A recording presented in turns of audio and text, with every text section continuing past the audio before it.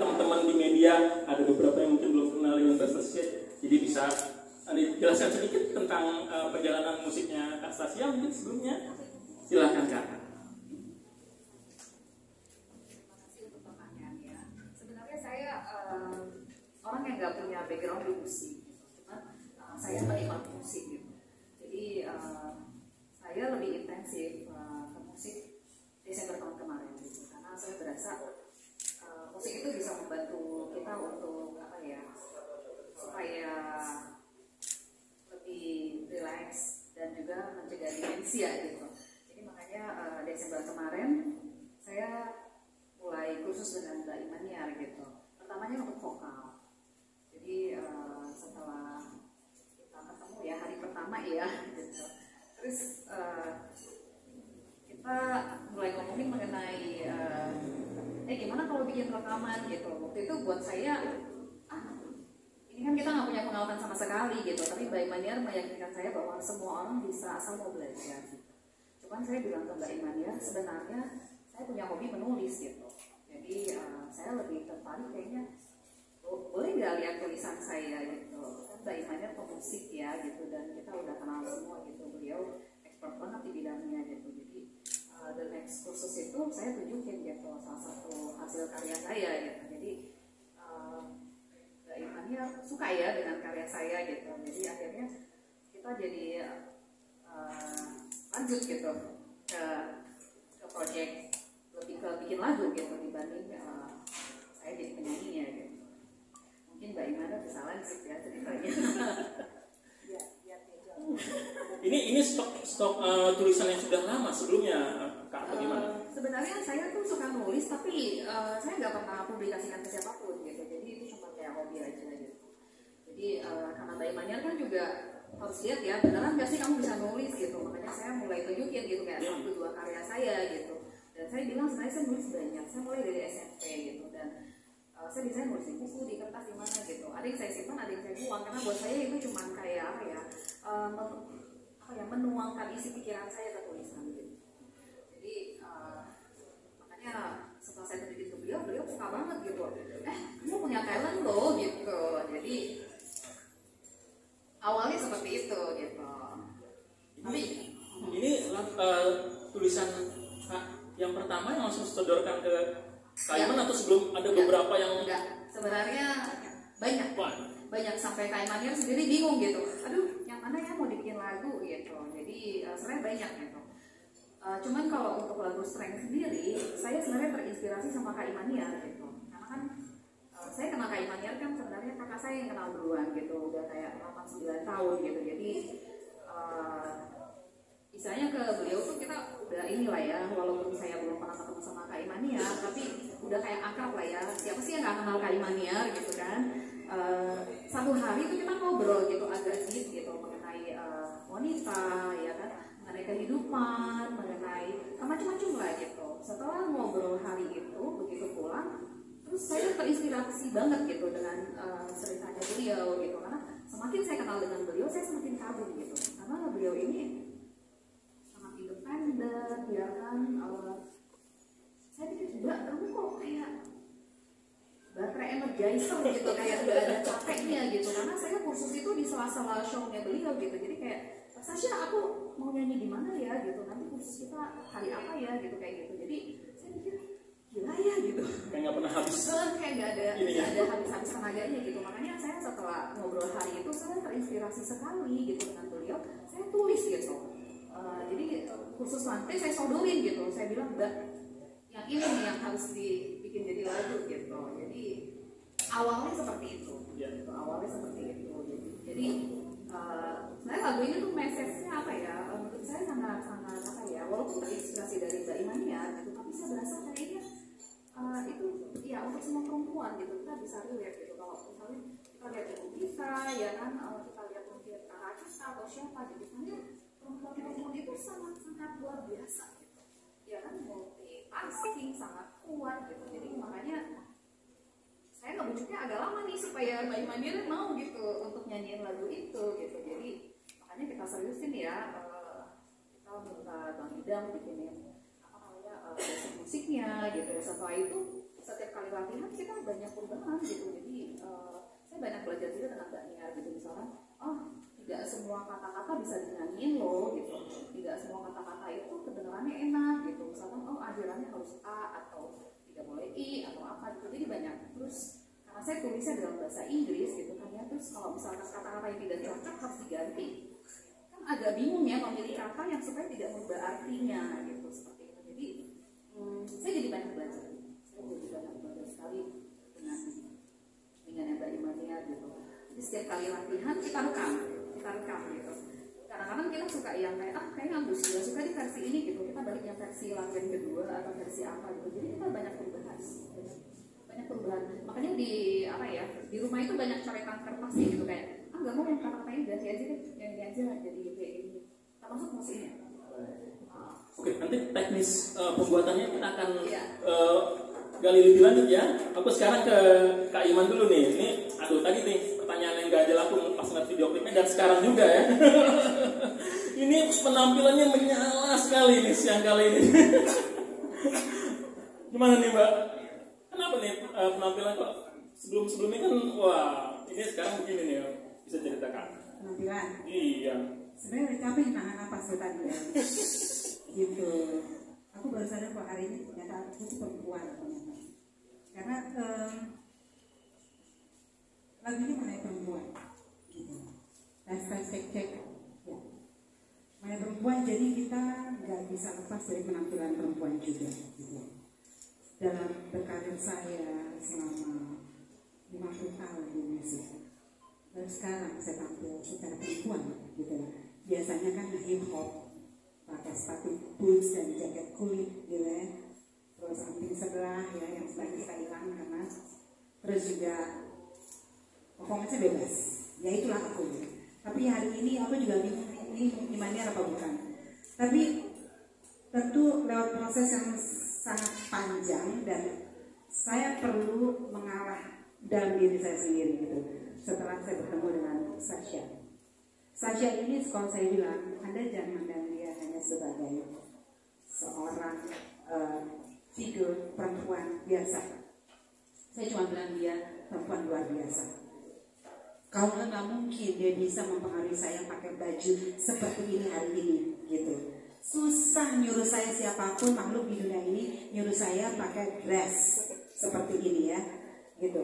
Saya juga waktu Sasha bilang ini kan lagunya perempuan, kamu jadi pakai dress buat saya sempat menangis sebenarnya waktu fitting gitu. Tapi dia benar-benar nggak bisa tanggung jadi orang. Dia kasih saya pemahaman dengan cara dia yang sangat cerdas. Dan saya pikir juga why not ya sekali saya rubah penampilan khusus lagu ini gitu. Jadi kalau Anda lihat sekarang saya seperti ini adalah bentuk dukungan saya di dalam lagu ini yang tujuannya untuk kekuatan seorang perempuan. Walaupun feminim, tapi dalamnya kekuatannya luar biasa. Gitu. Mantap. Oke, ini jadi bisa dibilang ini Kak Iman ini keluar dari comfort zone juga ya Kak Aya dengan. Kita harus dong ya, gitu. Kalau Anda biasa pakai rok yang perempuan cewek, aku tuh nggak pernah punya rok kan. Seumur hidup tuh nggak punya rok. Dan baru ini deh gue kayak gini. Jangan pada ketawa ya teman-teman di korban. Aku juga berusaha jadi perempuan hari ini dengan jalan yang perempuan, dengan sikap. Mudah-mudahan bertahan selama sejam berikutnya. Habis itu aku kabur asli ya. Jadi kurang lebih seperti itu. Oke. Nah mungkin sekarang kita lebih ngobrolin soal pembuatan produksi lagunya. Tadi kalau aku lihat mungkin ke Kak Iman dulu nih. Ini kan lagu yang atau kalau aku yang dengar awam ini kan cukup agak sulit mungkin ya dinyanyikan dengan nada-nada tinggi. Wah, ini gimana Kak waktu proses pembuatannya? Ya, tadi seperti yang dia dijelaskan sangat lengkap dengan Sasha. Kita ini sebenarnya baru kenal nggak sampai 3-4 bulan. Tapi anehnya produksi lagi itu 2 bulan selesai. Dari awal perkenalan sampai rekaman itu 2 bulan dengan begitu lancarnya, begitu mudahnya dan alhamdulillah dikasih kelancaran sampai habis. Kenapa? Saya seperti ketemu sahabat lama yang dulu pernah saya ketemu entah di mana gitu. kita berdua cepat sekali nempelnya, cepat sekali klopnya gitu. Kadang-kadang saya sangat tidak mudah untuk bisa dekat dengan siapapun karena saya biasa sendiri untuk bekerja gitu. Tiba-tiba ada Stasya yang memberikan bahan materi lagu atau lirik yang luar biasa. Kemudian juga nggak tahu cara approach dia ke saya bagaimana, tahu-tahu jadi seperti saya gitu. Karena dia detail orangnya, titik komanya sama dia dijagain. Sampai rekaman pun dia hadir, sampai penampilan saya pun sama dia diurusin gitu, sampai make upnya baru sama dia bilang lipstiknya gini. Kemudian tapi bukan berarti dia ikut campur dalam performance saya gitu, tapi dia tahu bagaimana melengkapinya gitu, dan dia tahu cara merubah imannya gitu kan. Cerdas. Jadi karena approach dia bagus dan buat saya itu adalah sesuatu yang sangat positif. Yang penting tujuannya adalah lagu ini bisa sampai pesannya kepada semua perempuan Indonesia. Itu tujuan kita berdua. Jadi apapun yang harus dilakukan akan saya lakukan. Gitu. Juga kualitas musiknya, kualitas lirik lagunya, dan juga cara menyanyinya. Ya, memang lagunya sebenarnya simple, sangat simple. Yang bikin gak simple itu liriknya, gitu. Liriknya emang ngebeat kayak kita baca kamus ya. Tapi itulah ciri khas puisi dari Stasya. Banyak, misalnya kita bikin simple, kan banyak bahasa Inggris kalau baca I love you and me yang kita gampang. Tapi dia taruh words atau grammar atau words yang nggak biasa. Dan itu ciri khas dia, saya lihat dari semua puisi-puisi yang pernah dia buat gitu. Jadi saya masukkan ke notasi yang memang notasi saya buat itu memang nggak mudah.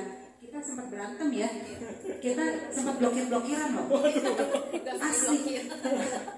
Ribut beneran, karena apa? Dia maunya dia, saya maunya dia gitu. Kita nggak teguran sampai seminggu lebih gitu. Dia bilang terserah, saya bilang yaudah terserah saya juga. Akhirnya nggak kelar-kelar tuh. Tapi terus kita kangen jadinya berdua gitu. Stasya udah nih kita berantemnya udah yuk ketemu lagi. Karena itu sih, saya selalu bilang sama Mbak Nia gitu. Pada saat saya udah kenal dengan Mbak Nia, saya bilang Mbak Nia ini gak usah diapa-apain. Udah cantik dari sananya, ya kan? Oh iya serius, gitu. Udah cantik dari sananya, talent udah saya nggak perlu bilang lah ya, juara di Finlandia gitu kan ya. Jadi bukan hanya Indonesia gitu. Jadi saya bilang sama Mbak Nia, kok tahu sih kamu stalking saya ya? Kamu ya, soalnya pernah malu waktu les pertama Mbak Imania tanya, Stasya kamu tahu nggak lagu-lagu saya apa? Terus aku bilang enggak.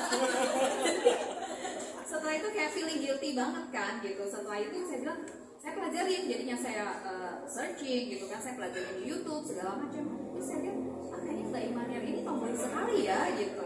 Makanya pada saat saya bikin lagu ini, saya bilang Mbak, saya maunya Mbak balik ke basic gitu. Basic artinya, saya bilang Mbak ini udah cantik banget. Basic jadi bukan. Casingnya tuh udah dia nggak perlu dijelasin gitu. Ada yang tahu umurnya Mbak Imania nggak? Udah ya, saya nggak perlu explain ya gitu. Ada yang tahu umur dia nggak? 17, mau jadi 18. Iya. Awas tertipu. Makanya saya ngerayunya susah ini gitu supaya beliau mau tampil feminin gitu. Karena saya maunya, saya bilang saya mau orang lihat Mbak Imania itu yang beda gitu, yang beda dengan yang udah ada gitu. Karena saya bilang ini nggak perlu diapa-apain gitu, udah bagus banget gitu. Kita biar orang fokus sama liriknya, sama lagunya gitu. Dan saya mau Mbak Imania balik gitu kan ke feminin gitu. Sampai saya rayu-rayu, saya bikinin kostum gitu. Ini asal tahu aja, all the dress sampai ininya semua desain and dijahit oleh Stasya. Wow. Multi talent nih. Beneran tangan dia sendiri, karena aku lihat dia bikin ini the flower. Aku datang ke apartemen dia lagi jahit, lagi jahit, dan semuanya dressnya semuanya Stasya. Terutama lagi dong luar biasa. Berapa lama tuh Kak buat berbuat Kak? Dia kan bolak-balik Kalimantan, Rusia, Afrika segala. Pokoknya selama 2 bulan dia sibuk dengan bunga-bunga ini. Iya, tapi harus kompromis. Banyak tetap pakai khasnya beliau, satu boots. Tetap boots ya, itu nggak bisa. Jadi karena saya lihat dia begitu semangatnya, nggak ada orang yang kolaborasi dengan saya sebegitu semangat dan serius dan sangat ngurusin banget gitu. Tapi di positive way, ya saya nggak bisa dong cuekin gitu aja. Apalagi memang kualitasnya the best dari mulai lirik lagu dia, ide dia, sampai dia performance saya, why not gitu ya, why not, saya ketemu partner yang baru ini yang menurut saya luar biasa. Jadi kenapa enggak hari ini kita jadikan, kita laksanakan dan kita buat sukses.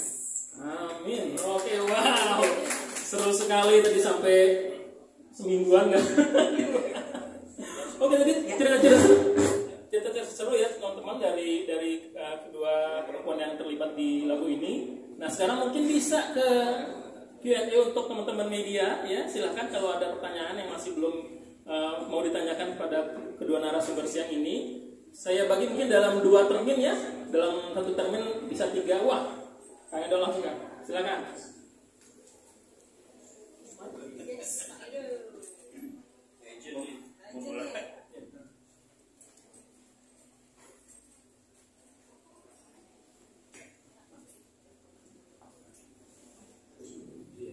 Sore saya Edo dari Urban.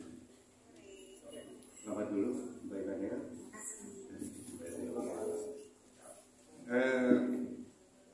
Saya kenal Mbak Mania ini sebetulnya di lagu-lagu yang penuh energi, sangat energik, lebih upbeat. Tapi tiba-tiba hari ini saya keluar dari zona nyaman. Saya nggak tahu, ini kelihatan kayak down tempo banget gitu, mellow bener. Yang menarik buat saya sih bahwa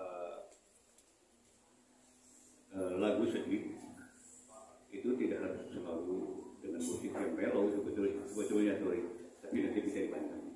Karena di sini agak menarik buat saya itu ada kisah dari saya, sebuah perjalanan seorang hancur, kehilangan, dan memilih untuk bangkit, untuk menata ulang dan berdiri sendiri. Kenapa pilihan musiknya disuruh malah mellow banget ya? Maksudnya tidak ada sebuah energi yang saya nggak tahu bentuknya seperti karakternya Mbak Imania, seperti ngebeat gitu. Walaupun mungkin secara lirikas kita juga bisa membaca benar bahwa ini adalah sebuah lagu sedih. Saya kasih contoh misalnya gini, ada kalau on Seven itu ada satu lagu tentang patah hati, bukan untuk kita, atau tulus hati-hati di jalan, tapi musiknya itu tetap musik yang sangat sendiri. Saya nggak tahu pilihan musiknya sama komposernya tidak. Ya cuma itu aja sih. Oke. Makasih. Yo. Ya, boleh Mas. Dari Kang Edo. Kang Edo dari Urban. Terima kasih Kang Edo. Aku langsung jawab ya. Kalau nanti Kang Edo dengar lagi, sekali lagi, bagus banget. Itu arrangementnya memang slow, tapi tidak mellow. Kalau Anda dengar bagian refnya, itu bisa buat joget, malah bisa buat nge-rap.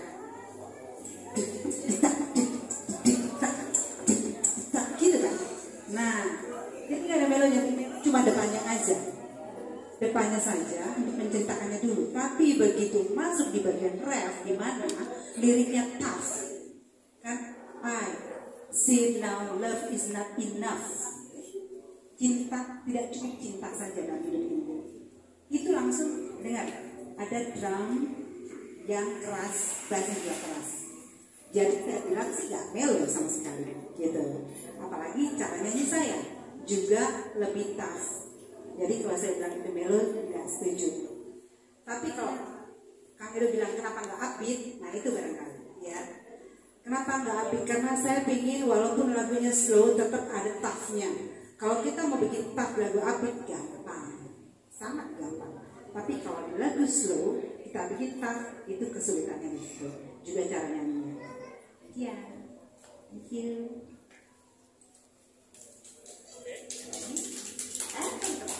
Yang lain siap, silakan Mas. Selamat siang Mbak Imania. Ya, selamat siang.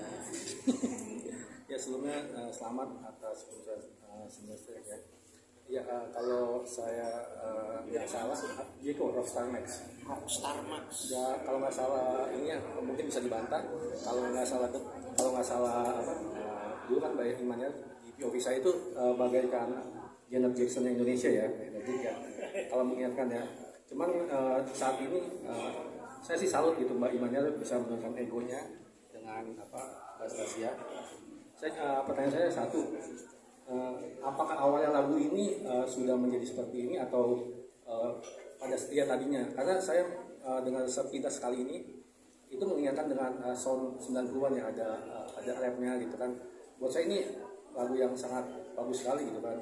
Sangat cocok, mungkin 2-3 kali dengar akan nempel di kupingnya gitu. Apakah awalnya memang dibuat untuk seperti ini soalnya atau ada kompromi dengan Bang Ilham? Terima kasih. Siapa namanya? Jeko. Enggak. Ini gara-gara dia nih. Jadi tadi dia nggak gini sama sekali. Sangat tidak, lebih kayak ngeband gitu loh. Lebih kayak Chicago, lebih kayak band gitu loh. Karena lebih kayak apa ya, simpel. Dengerin nih Sas, ini udah jadi ya. Makanya seperti lagi nih. Dia langsung bilang enggak. Dia bilang loh. Sejak kapan ada orang nolak musik saya gitu? Emang kamu nggak bisa musik apa gitu? Tapi benar-benar dia bilang enggak dan minta dirubah. Yuk. Kenapa waktu itu ditolak? Dia bilang itu bukan Imaniar. Dia mau Imaniar apa di benak dia? Saya nggak ngerti. Jawab deh.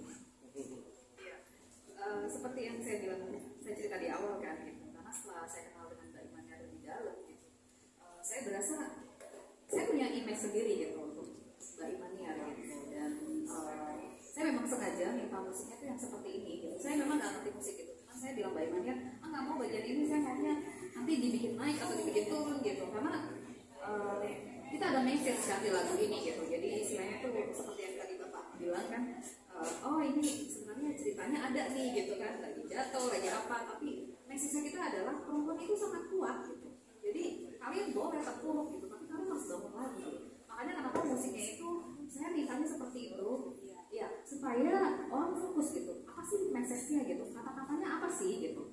Termasuk video klip ya, kita bikinnya simple banget karena memang saya nggak mau orang pecah fokus gitu dengan terlalu banyak orang atau apapun gitu. Jadi saya benar-benar saya mau orang fokus dengan beliau gitu. Jadi fokus dengan kata-katanya apa yang dia ucapkan gitu. Jadi memang itu message-nya kita gitu. Makanya dari segi musik pun kita bikinnya jadi simple gitu ya, quote and quote ya. Tapi Saya sempat sedikit ya, agak ngeremehin dikit gitu kan, dari nggak ngerti musik ini udah gimana aja ya. Begitu sampai bikin udah jadi, tinggal beriarin, tadi nolak, nggak gitu, nggak gini kayak gini. Ini apa sih, ngerti notasi juga ngerti? Udah enggak, maunya ini gini. Nah dia pakai bahasa, musik kan musik, pakai keyboard deh. Enggak, pokoknya kayak gini bingung kan aku nangkepnya, karena dia enggaknya tuh nggak punya musik. Tapi setelah dikasih tahu referensi beberapa, oh seperti itu. Ternyata dia lebih cerdas seperti yang saya bayangkan, lebih cerdas dari itu. Kemudian baru kita ulang lagi musiknya, ulang dari nol lagi. Udah diulang, didengar lagi tetap ya enggak. Refnya itu begini-gini, astaga, saya bilang. Ini maunya apa sih gitu? Tapi dia tetap dengan bahasa dia. Saya maunya tengahnya itu naik kemana? Gitu. Naik gini udah buatlah. Idam tolong dirombak lagi ketiga kali aja. Idamnya lagi di Bali, jadi musiknya Bali Jakarta nih urusannya. Sudah di ketiga kali dibikin yang gini Stasya nyanyi. Nah, bukan, dia bilang bingung kan.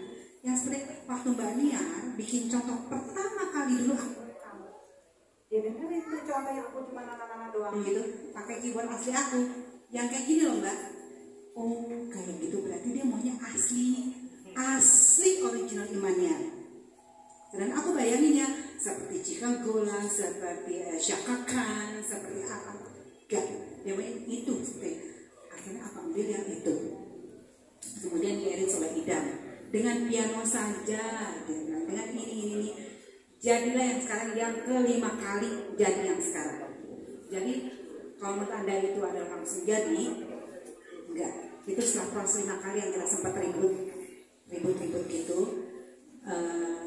Saya memang salah juga sih, saya pikir dia nggak sampai ke sana musikalitasnya.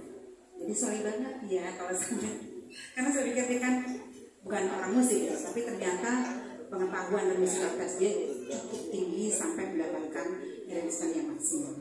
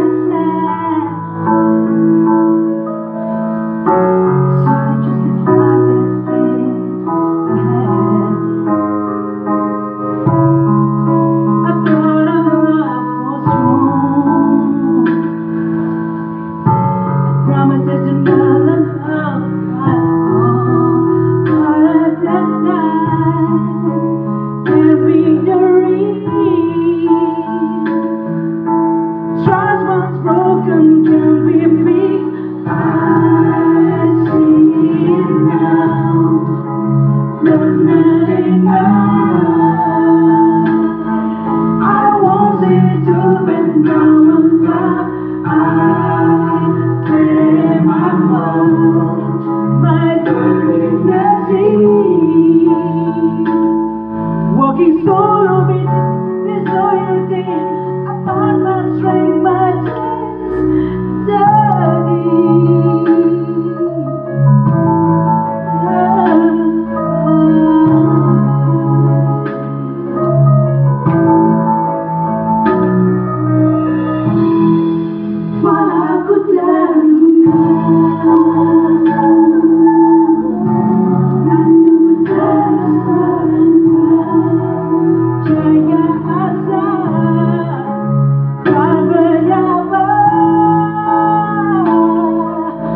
sorry, but I'm burning bright.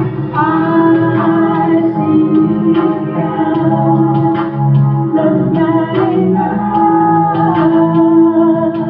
I want it to be now on top. I've been my dignity. Walking solo with disloyalty. I find my strength, my destiny. Wanita berhati jangan kau lupa, bukan sekedar kau harus dijaga seperti jiwa seutuh rasa.